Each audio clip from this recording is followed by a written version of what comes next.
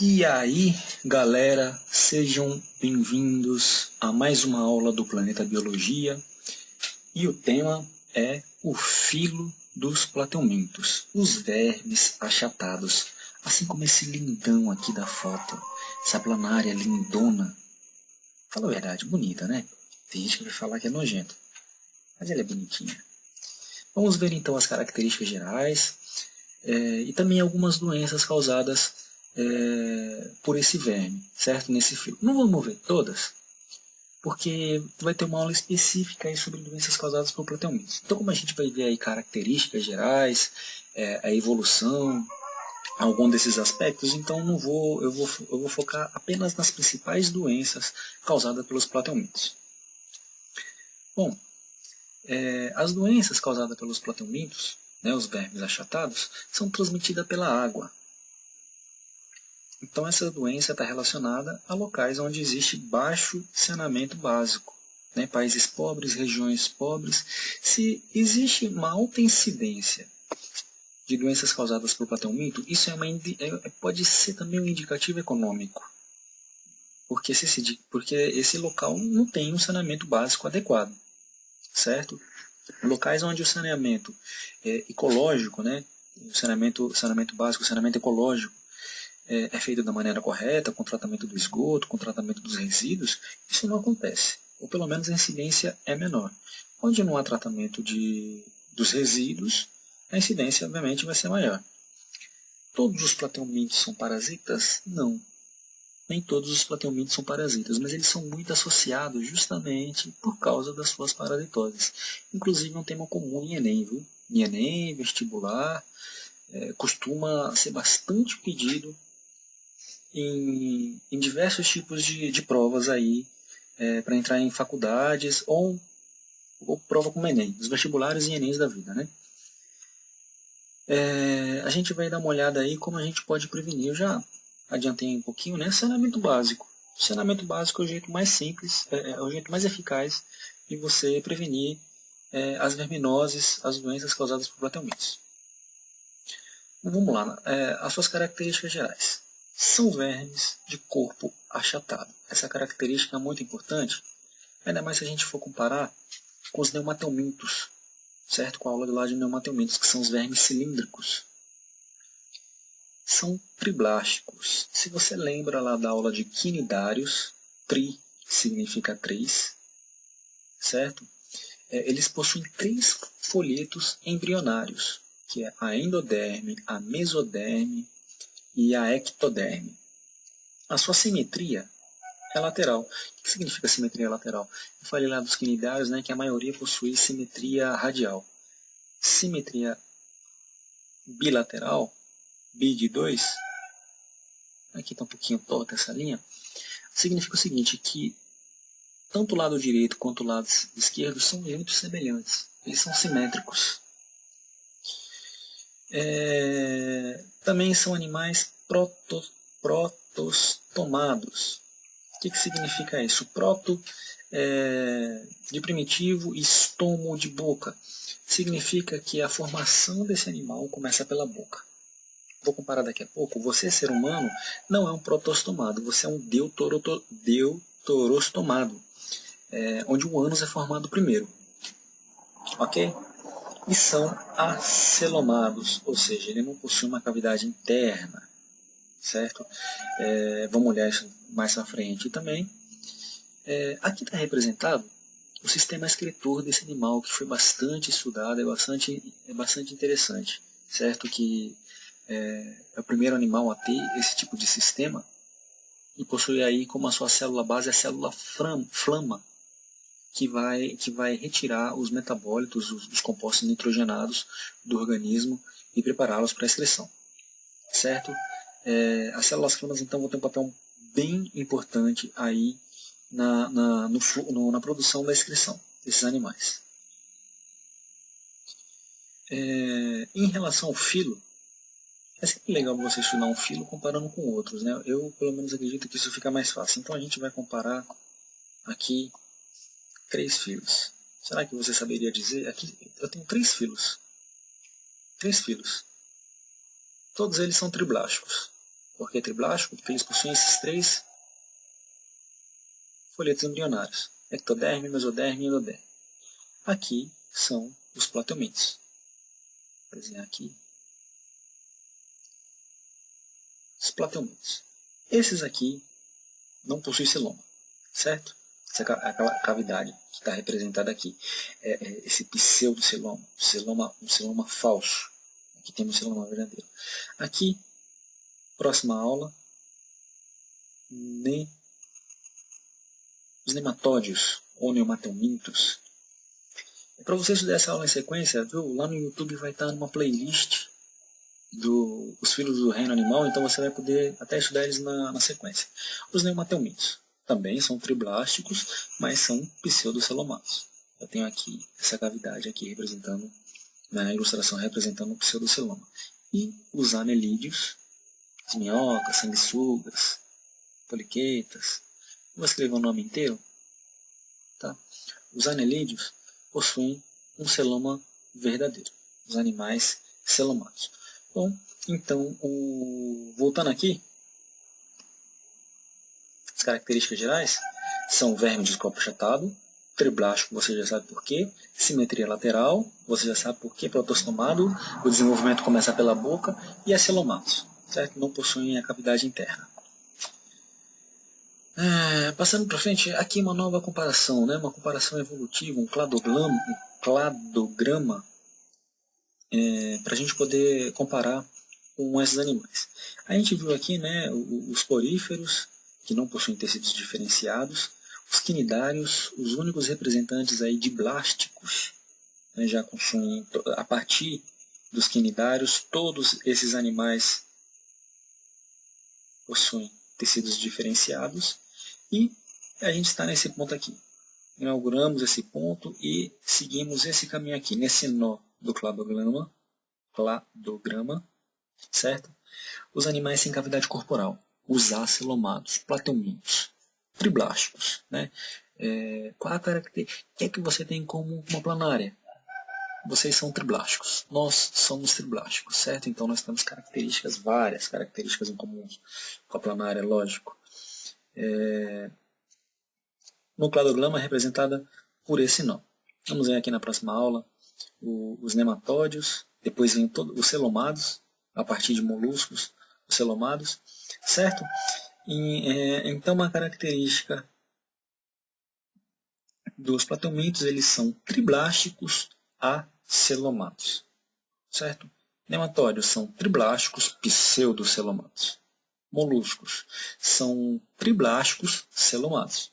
A gente vai comparar esse quadro aí toda vez que a gente for estudar um filo novo, ok? Como a gente está aqui, a gente está seguindo esse caminho, certo? Os animais são seres pluricelulares, característica comum de todos os animais, pluricelulares heterótrofos, certo? Então, os plateumintos são pluricelulares, com tecidos diferenciados, triblásticos e acelomados. Fizemos aí um caminho caracterizando esse filo. Planária, aquele verme que a gente abriu essa aula, aquele bicho lindão que não causa doença, são plateumintos de vida livre e vivem em ambientes aquáticos ou bastante úmidos.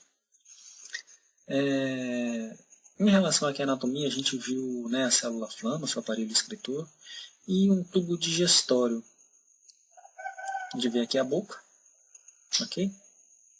A boca, né? Parece que está aqui porque a gente tem aqui um primórdio de olho, mas a boca do animal fica aqui, junto com a faringe, certo? Os músculos e órgãos, epiderme. Bom, aqui a gente tem uma micrografia, certo? Continuando.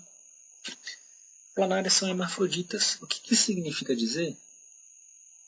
Hermafroditas é aquele animal que possui os dois sexos no mesmo indivíduo. Isso é bastante comum no reino animal, no reino vegetal. É uma característica de nós seres humanos, mas é uma característica bastante encontrada em vários tipos, em várias espécies animais. Certo? Hermafrodita simplesmente significa dizer que um indivíduo possui tanto órgãos sexuais masculino quanto feminino. E têm a capacidade de se reproduzir através do sexo ou sem o sexo, certo? Mesma coisa que eu dizer sexuadamente ou assexuadamente. Aqui a gente tem uma representação aqui de uma reprodução assexuada, ou seja, sem sexo. Não ocorreu uma divisão aqui da planária. Essa é uma reprodução assexuada. Doenças causadas por patologias. A gente vai estudar aqui nessa aula, vamos dar um pouquinho de foco, as que mais caem em vestibular, não significa que você não deve estudar as outras, certo? Que é a teníase, a cisticercose e a esquistossomose. Teníase e cisticercose é causada pelo mesmo agente, certo? Que é a tênia.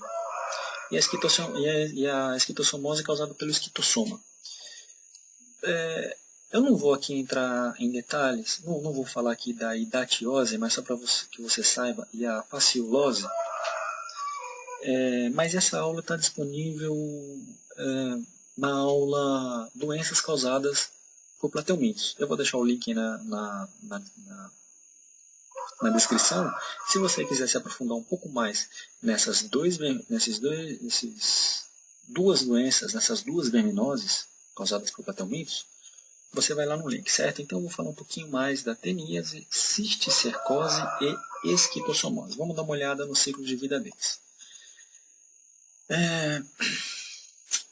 A tênia, ou solitária, chamada popularmente de solitária, provoca uma doença chamada teníase, também chamada de solitária. Eu vou chamando de solitária. Nessa foto aqui a gente tem um exemplo dela, certo? E elas passam uma parte do seu ciclo de vida no intestino delgado humano, se alimentando ali dos nutrientes que chegam até o intestino delgado. É comum pessoas que têm verminoses, não só teníase, mas qualquer tipo de verminose que desenvolva como sintoma anemia, já que esse animal vai se alimentar dos nutrientes, certo? Que deveriam nutrir o corpo humano. Aqui, continuando com a anatomia, aqui a gente tem um exemplo de Taenia solium. Tem a Taenia saginata e a Taenia solium. A única diferença entre a Taenia solium e a saginata é que a solium, que é esse caso, ela possui esses ganchinhos para se fixar ao substrato. O substrato, no caso dela, é o intestino, para se fixar nas paredes do intestino. A Taenia saginata não tem isso. Ela sai mais facilmente. Essa daqui é um pouco mais complicada. Possui ventosas que ajudam também ela a se prender. Esses segmentos aqui, ó, esses anéis, são animais segmentados, né? Ela pode soltar esses segmentos. Esse segmento aqui é o mais antigo, esse segmento é o mais novo, certo? Já que esses segmentos são produzidos a partir da cabeça. Aqui a gente tem a representação do intestino humano e a planária fixada aqui nessa parede se alimentando. A planária não, desculpa, a tênia. A tênia pode chegar a vários metros dentro do intestino humano. Outra coisa, ela tem esse nome solitária, porque a maior parte das vezes ela está sozinha, você tem apenas um verme, mas como ele cresce muito, ele acaba gerando esse impacto aí no ser humano. Aqui já acabamos de falar da cabeça, o sculex, aqui dos ganchos, e sim, esses gominhos que são as proglotes, certo? Que ela pode soltar, inclusive ela solta, certo? Esses gomos que acabam saindo pelas fezes. E aí aqui entra o tratamento. Se não tiver saneamento básico, essa proglote pode reiniciar o ciclo. Bom, uma característica comum dos animais hermafroditas é que eles podem realizar autofecundação. O que é autofecundação? É como se ele realizasse sexo com ele mesmo. Então, o gameta masculino de um indivíduo vai lá e fecunda o gameta dele mesmo, o gameta feminino dele mesmo, no caso espermatozoide e óvulo. Aqui a gente tem uma proglote individualizada e essa proglote, em cada proglote ela possui esse conjunto anatômico aqui, certo? o útero e o testículo, já que são animais hermafroditas, né? O ovário, certo? Né? E tem um sistema reprodutor em cada segmento. Deixa eu voltar aqui. Cada segmento desse, a gente possui aquela estrutura anatômica que a gente acabou de ver. Cada segmentinho desse aqui, cada um desse, a gente vai ter aquela estrutura anatômica, né? São animais metamerizados. Lembra quando a gente estava estudando quinidários, que a gente falou que os quinidários são ametamerizados? Pois é, eles não possuem segmentos, diferente da planária, certo? Os segmentos maduros, aqueles que possuem ovos, eles vão se desprender do verme e vão sair com as fezes do hospedeiro. Daqui a pouco eu vou falar também de hospedeiro intermediário, só para a gente entender. Hospedeiro intermediário e o hospedeiro definitivo, certo? A diferença. Quando a gente entrar lá em ciclo de vida, dessas doenças a gente vai diferenciar. É bem simples. E como eu já disse, né? Se não tiver saneamento básico adequado, esses ovos podem contaminar a água e os vegetais. Quando são ingeridos por um porco e por um boi, ou por um boi, saem as larvas que se instalam no músculo, formando bolsa chamada cisticerco.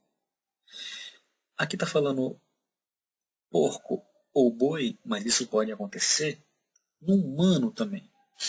E aí a gente vai ter uma doença chamada cisticercose. A cisticercose é uma doença muito mais grave, muito mais perigosa do que a teníase.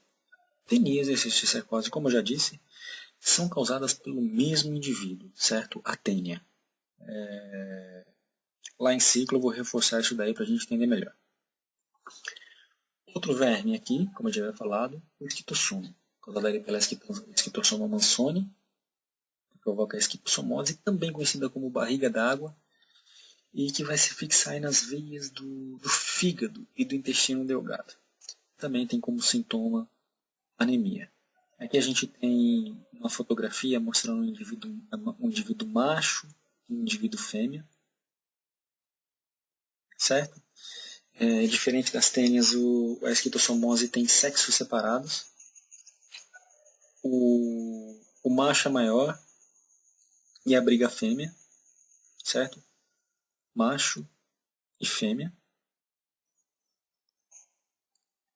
E abriga a fêmea no canal do corpo. Continuando, vamos ver aqui o ciclo. Eu vou mostrar um outro ciclo. Vou mostrar esse ciclo aqui também. Tem outro ciclo aqui que está mais fiel, ele está melhor de se entender. Vamos lá ver o ciclo do esquitossomo. Está aqui um cidadão em uma água contaminada. Então essa água aqui está cheia de cercárias. Essas cercárias vão entrar na pele dele. Mas aqui, vamos supor que esse cidadão aqui esteja contaminado. Se ele defecar ou se suas fezes entrarem em contato, essa água também vai se contaminar. Bom, essas larvas, se a água estiver contaminada, vão entrar pela pele, certo? Os vermes adultos vão se alojar então aí nas veias do fígado e do intestino, certo? Mostrando a anatomia. Aí, os ovos vão sair com as fezes na água.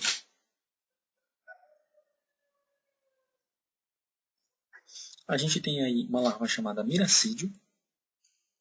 Esse miracídio vai na água, aí ele vai para um hospedeiro intermediário, certo? A larva vai penetrar aí no caramujo, vai se reproduzir de forma assexuada e vai originar novas cercárias. Lembra que eu falei aí de hospedeiro intermediário e de hospedeiro definitivo? Pois é. O caramujo é o hospedeiro intermediário e o ser humano é o definitivo. Como é que a gente sabe quem é intermediário e quem é definitivo? No caramujo vai acontecer a reprodução assexuada.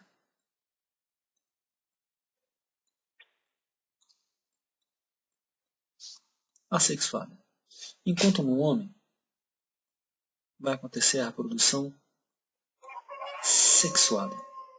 Outro ciclo está melhor, a gente vai olhar lá de novo para reforçar. Amigo, amiga, estudante, professor que pretende passar essa aula para os alunos, já vou logo avisando aqui que essa aula está disponível lá no site, está no link aqui na descrição. Vai ter esse slide lá para você poder dar aula. Sexuada. Isso costuma cair. Onde o animal se reproduz sexuadamente é o hospedeiro definitivo. Hospedeiro definitivo. E aonde se reproduz de forma assexuada, ele é o hospedeiro intermediário. Certo? A cercária sai, contamina essa água e aí se fecha o ciclo. Certo? Por que isso ocorre? Ocorre porque não existe saneamento básico. Se não houver saneamento básico, se não houver um saneamento ambiental, um tratamento da água, pode acontecer, pode haver infecção por esquistossomose.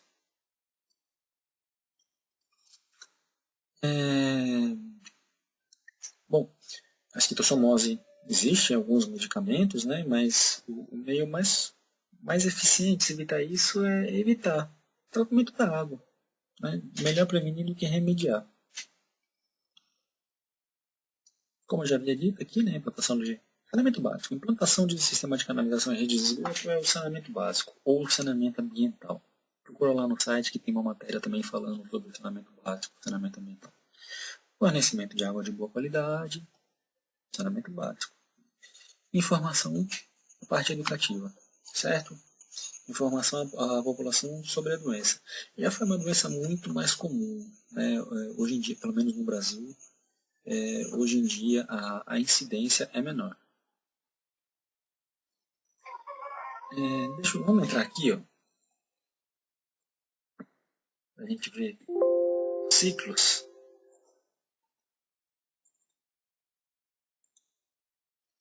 Vamos dar uma olhadinha aqui nos plateumintos. Está pronto aqui. O ciclo de vida da esquistossomose. Dá uma olhada também no ciclo de vida da planária, que a gente ainda não viu. Pronto. Planária não, desculpa. Da teníase e da cisticercose. Esse aqui está bem mais interessante. Vamos lá. Está aqui o menino bonito, fazendo um talento aqui, defecando, ilustrando que as fezes aqui entra em contato, as fezes contaminadas, vai entrar em contato com a água, liberando aí o ovo do esquistossoma. O próximo passo, esses ovos vão eclodir na água e vão liberar o miracídio. Esse miracídio vai penetrar no caramujo, que é o hospedeiro intermediário, é aqui onde ocorre a reprodução assexuada, lembrando que o hospedeiro intermediário é onde ocorre a reprodução assexuada. Dentro do caramujo, esse miracídio vai se reproduzir assexuadamente, como eu já havia falado, né? Aí por volta de 20 dias, até o desenvolvimento e a saída do caramujo. E as cercárias vão estar no lago. Vão estar no lago à espera do seu hospedeiro definitivo. Então, um homem aqui sem bota, essa larva vai entrar pela pele, vai penetrar pela pele, e aí, como naquela outra ilustração, eles vão se fixar nas vias do intestino e do fígado. Certo? Vamos então aqui no ateníase e a cisticercose. A ateníase pode ser causada como a Taenia solium, a Taenia saginata, né? Lembrando que a Taenia solium é aquela que possui aqueles ganchos, a saginata não possui, vai infectar só o boi. A transmissão vai ocorrer através da ingestão de carne crua ou mal cozida, contaminada com o cisticerco. E os órgãos afetados, quem ingerir essa carne mal preparada, será o intestino delgado. Né? O tratamento aí é saneamento básico e cozinhar bem os animais, cozinhar bem a carne. A cisticercose, doença muito mais perigosa, é causada só pela Taenia solium. Eu vou explicar aqui as etapas para a gente não confundir. Já que é a mesma espécie, no caso a Taenia solium, que pode causar a teníase, por que ela vira teníase ou cisticercose? Vamos ver já daqui a pouquinho. Aqui está a diferença, né? Já para iniciar. A ingestão de ovo, enquanto aqui a gente ingere a carne já com cisticerco, aqui a ingestão é dos ovos. Né? Então, o ovo, quando ele eclode, ele vai virar o cisticerco. Então, depende da fase que a gente ingerir. Se a gente ingerir o cisticerco, vai virar teníase. Se a gente ingerir o ovo da tênia, a gente vai se desenvolver por uma cisticercose. A diferença também é que isso acontece também, a gente contrai essa doença, pode-se contrair essa doença com água contaminada e não é pelo alimento, né? a carne de boi ou de porco, de verduras ou de água contaminada.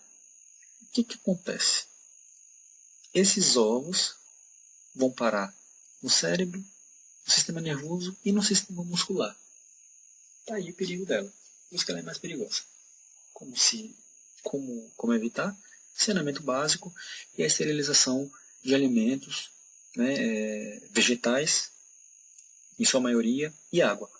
Vamos dar uma olhada lá no ciclo. Tá aquele mesmo menino bonito ali fazendo o talento dele, defecando aqui os ovos com proglotes, certo? Aqui está falando do ciclo da Taenia solium, mas vou falar também da cisticercose. Esse homem está contaminado e liberou fezes com proglotes com ovo, como a gente já tinha visto. O porco vai ingerir, né, esse alimento vai de alguma forma contaminar o alimento do porco, e o porco vai ingerir esses ovos. Os ovos vão eclodir dentro do corpo dele e se fixarem no sistema nervoso e no sistema muscular. Certo? O ovo vai se transformar em uma larva oncostera, vai se desenvolver em uma larva, certo? E vai se instalar aí na carne do porco. Sistema muscular, sistema nervoso. Principalmente cérebros, olhos e músculos. Continuando, esse porco vai ser abatido, o pobre vai ser abatido, e caso esse alimento seja mal processado, mal cozido, certo? A temperatura de cozimento dele ou de fritura não seja a ponto de matar o cisticerco, esse homem vai desenvolver a teníase. Certo? Aqui está um porco, mas também pode ser um boi, certo? Pode ser um porco ou um boi. Se for porco, vai ser teníase pela Taenia solium, que é mais difícil de tratar. Se for um boi, vai ser pela Taenia saginata, que não tem aqueles ganchinhos, certo? Mas ele também pode, ele pode contrair essa cercose como? Se ele passar a fase do boi, se o homem, imagina que aqui o porco é o homem, se esse homem se alimentar de uma face contaminada, se ele beber uma água contaminada, uma água que contenha esses ovos. O que aconteceu? O que aconteceu aqui com o porco? Esse ovo vai eclodir em uma larva e essa larva vai perfurar o sistema nervoso, o sistema muscular dessa pessoa. E aí vai se desenvolver a cisticercose. Bom, era isso aí que eu tinha para falar, certo? Se você quiser ver a aula completa, veja aí um link na descrição. Se você for professor, você vai poder usar essa aula para os seus alunos. Lá no site tem um slide, né? Tem uma caixinha lá de slide, você aperta o botão para frente, para trás, para você mostrar. Se você for aluno e quiser mostrar isso num seminário, mostrar isso num trabalho, também será possível. Certo? Espero que tenham gostado. Se vocês tiverem dúvidas, Coloquem aí nos comentários, na medida do possível eu vou respondendo. E é isso aí. Dá um joinha aí se você gostou e até a próxima aula. Valeu, até mais.